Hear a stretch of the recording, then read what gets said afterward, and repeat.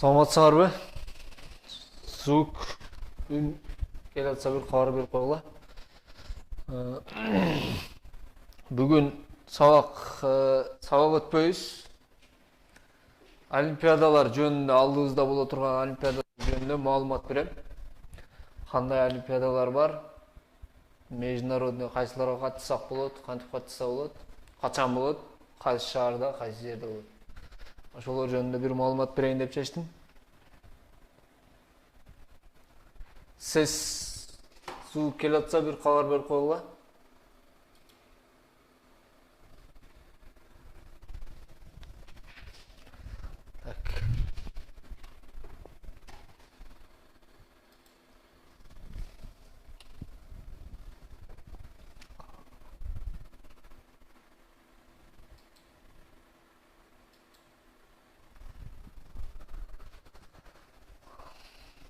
Так. Бул 2016 жылдын ноябрына чейин боло турган бир биз катыша ала турган бир 4 олимпиада бар экен.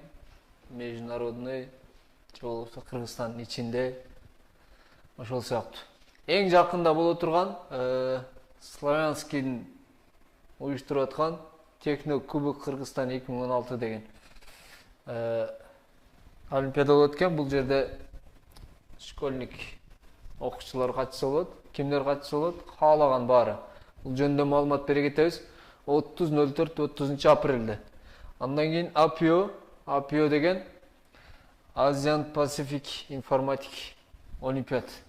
Бул 7-8 майда болот. Bundan да информация беребиз. Кайсы жерден регистрация кылыш керек, кандай кылыш керек. Анан аябай дүйнөлүк олимпиада. Бул жерге уже кимдер барышы белгилүү болду. Бул жерге бара тургандардын эмеси чектүү, төртөө эле барат. Анан кош же болбосо Евразийская олимпиада по информатике дейт. Ошолор болот экен.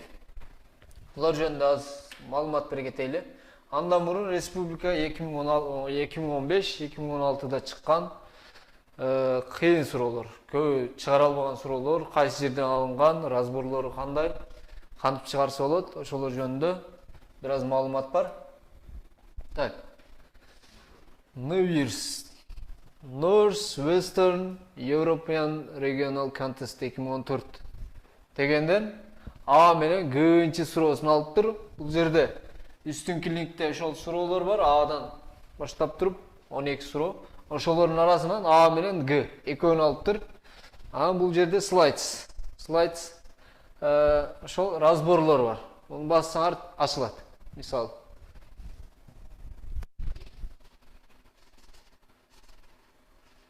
Анамышка.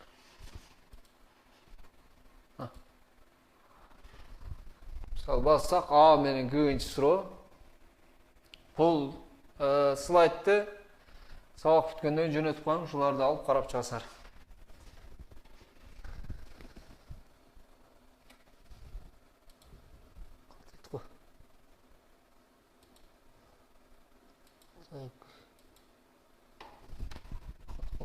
Я.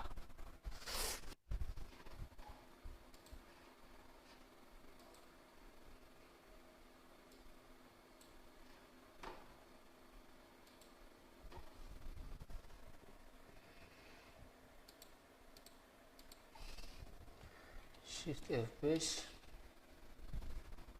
Так, разбор бар, буну басса ачылат. Азыр бул жакта NWIRS 2015 задача BF. Б менен F-нчи суроону да карайсыңар. Бул жакта суроо бар, анан слайд бар. Андан кийин бир блоктордо ошол суроолор боюнча адамдардын немелери бар. Форумда жазган, кантип чыгарыла турган ар түрдүү варианттары бар. Бул YouTube'дарда ар бир суроонун линки видео менен түшүндүргөн. Шуларды көрөсүңөр. BF демек 4 суроо кетти. Андан кийинки суроо F менен G. ASM ICPC 2015-2016 Baltic Selection Contest'ten алган. Бул жакта дагы F, G, андан кийин бул Codeforce деген сайтта ошол суроолор боюнча форумдар бар, блогтор бар. Андан кийин бул жакта GitHub'da дагы кантип чыгарылышын түшүндүргөн линктер. Буларды бассак болот. Так.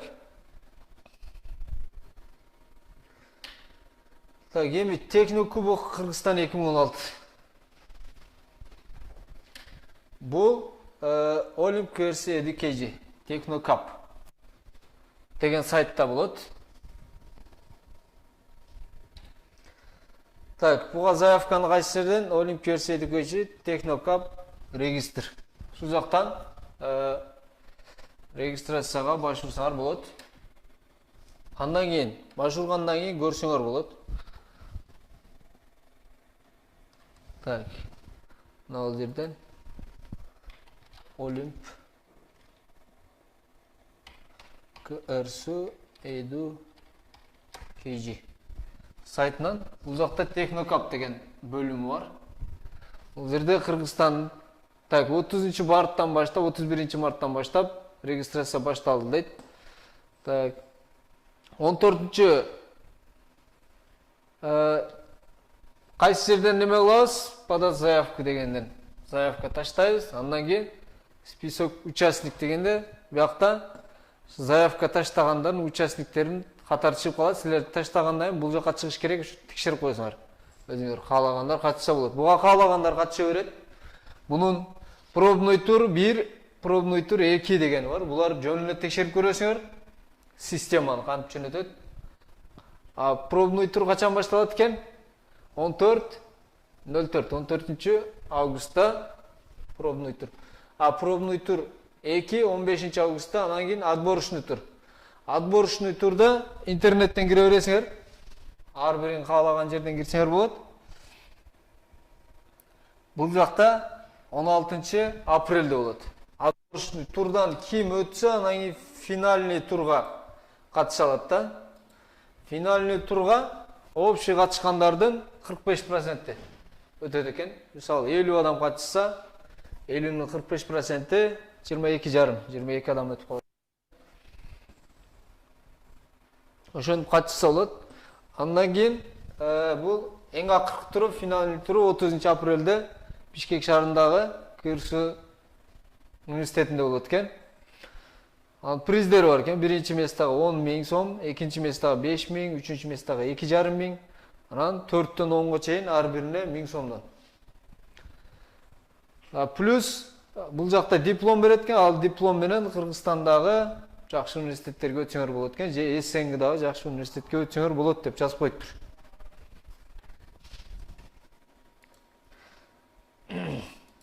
Заявка кантип берет? Бул жакта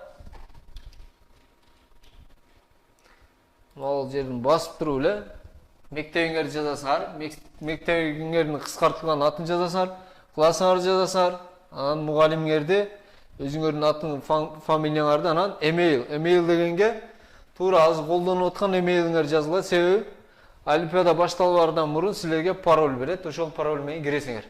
Эмейлиңерге жөнөтөт. Ошон үчүн туурасын жөнөтүшүңөр керек. Эгер катышам десеңер. Так.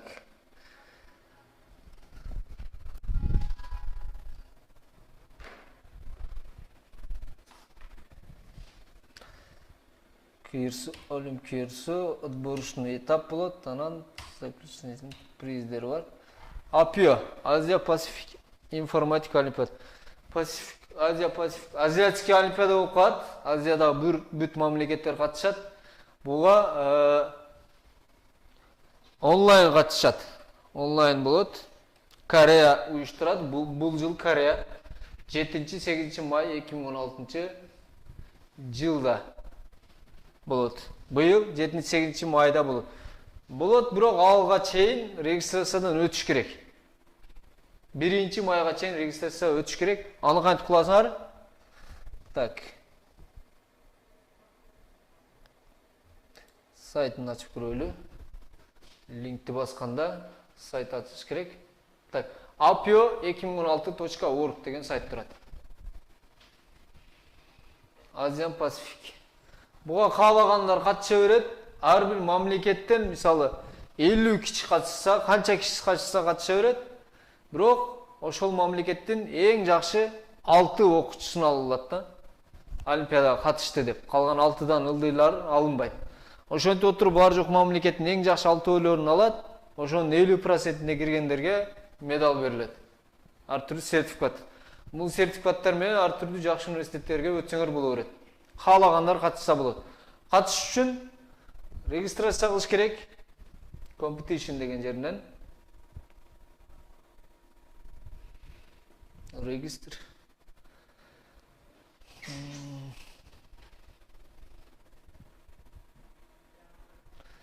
Each delegation registers its own competitors for APIO. If you are a student wishing to complete, please contact your local informatic Olympiad organization. Өзүңөр регистрация кыла албайсыңар. Ошол ар бир мамлекеттин өзүнүн немелери болот, APIO боюнча. Силер мугалимдериңерге мен ушу APIOго катышкым келип атат деп информатик мугалимдериңерге айтсаңар, мен силерге форм жөнөтөм, ошо формду толтурасыңар, кайра мага келет. Эгер катышкыңар келсе, ошо мугалимдериңерге башвурула, информатик мугалимдериңерге. Так. Бул качан болот? Шедул. Так. Бул registration clause силерге тиешелүү 30 апрелде регистрация бүтөт. Анан practice session практика башталат 2 майда. Текшерип көрөсүңөр ар түрдүү суроолорун. Кийин competition day. Так, 6 майда башталат, 8 майда бүтөт. Competition силер киресиңер 6 майда 8 майга чейин каалаган бир убакытты Кыргызстан боюнча бир убакытты тандайбыз. Мисалы 7 майда саат 4-те башталат десе, Кыргызстан баарына саат 4-те башталат. Ошол убакытта киресиңер 5 саат болот, 4-төн 9-га чейин болот, бүт анан кире албайсыңар. Бир убакыт тандайбыз да, буну өзүбүз тандайбыз. Так. Кийин unofficial result, анан келет official result. 12 майда результат чыгат. Дипломдоруңар же медалдарыңар качан берет? Аябай. Дүйнөлүк олимпиадага барганда, Кыргызстандын атынан баргандардын атынан жибере берет силергечи. Эгер каалоочулар болсо, мугалимдериңерге айтып регистрация кылсаңар болот. Бул жерде 2012, 2013, 2014, 2015 жыл чыккан APIO'нун суроолору бар, тесттери бар ар түрдүү. Өзүңөрдү текшерип көрсөңөр болот. Канча алмакмын? Эгерде ал жакка катышыш үчүн дагы кичине бир нерсе алам десеңер, бияктан карап туруп, канча бола алабыз, ошого карап туруп текшерсеңер болот. Мен бул жакта бир Olymkg деген сайт бар.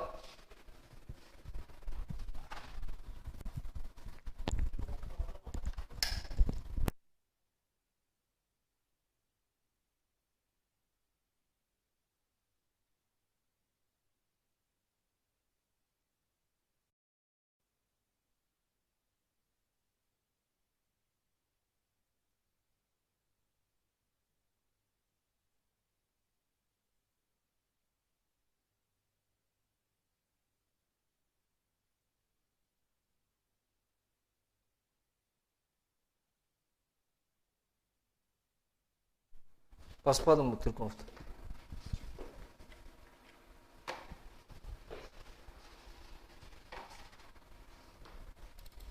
Sen bastın mı bana?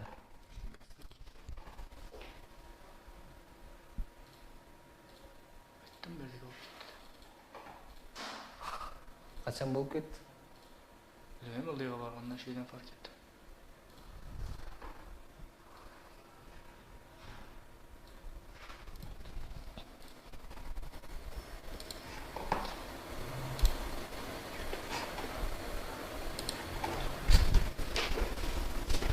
Так, APIO.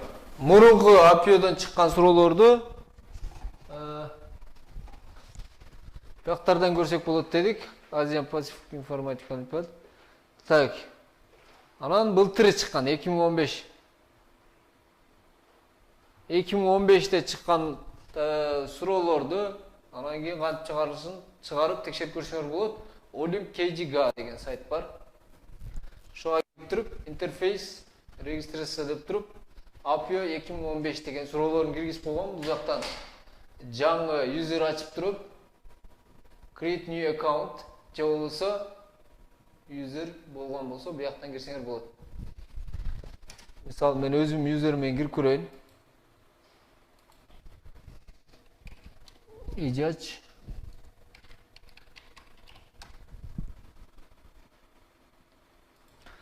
Ne var? Participate. Participate'de A, B, C деген 3 суроо чыгат. Ошол суроолорду чыгарып, жөнөтсөңөр болот, текшерип.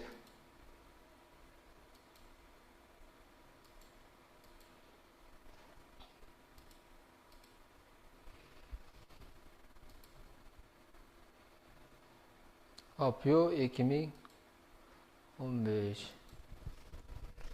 İcaç. Participate.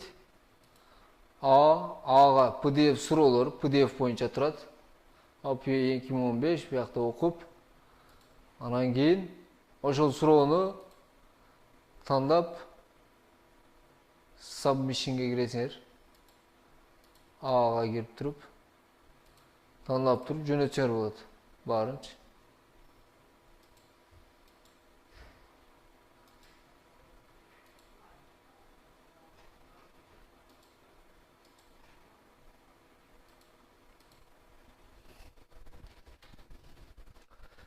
Аябай бул дүйнөлүк олимпиада бул августтун 12-синен 19-уна чейин болот. Бул жака кимдер катышышы мамлекет өзү чечет, уже белгилүү болду. Сайтынан көрсөңөр болот. Кошп Евразийский олимпиада информатика. Кошп Всероссийский олимпиада деп коюшат. Бул жак ноябрда болот. Ноябрга чейин даярдансаңар болот.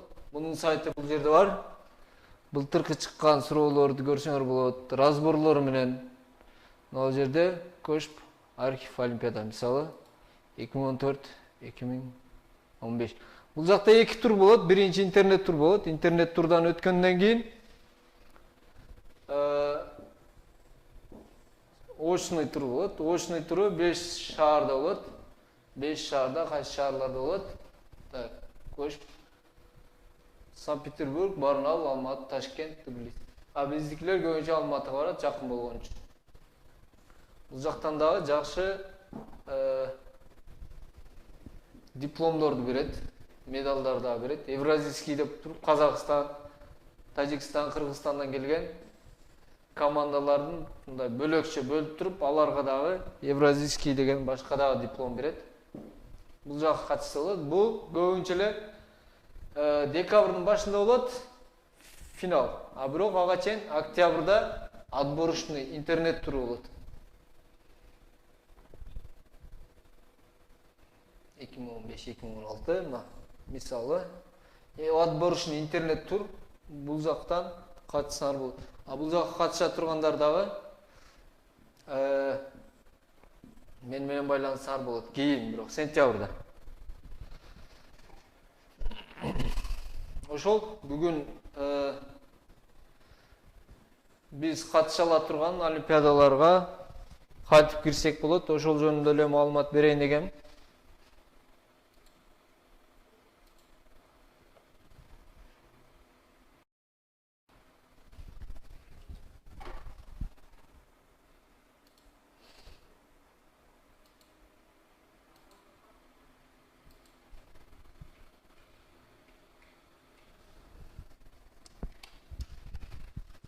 Биз катыша ала турган 1, 2, 3 бар экен азырынча.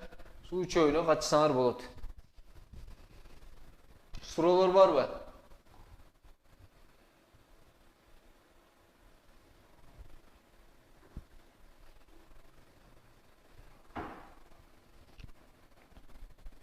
Бул 3-өөнө тең акча дагы бекер катышсаңар болот. Каалаган адамдар катышса боло берет.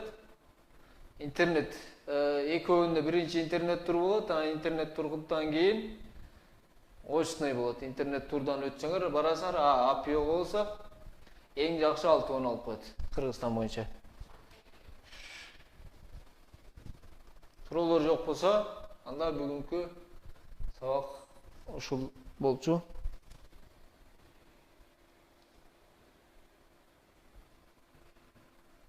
бул PowerPoint документти мугалимдериңерге жөнөтүп коем. Ошол жерден сурап линктер менен турат. Көрүп, изилдесеңер болот. Мурун чыккан суроолорду чыгарсаңар болот. Анда бүгүнкү сабак бүттү. Саламатта калгыла.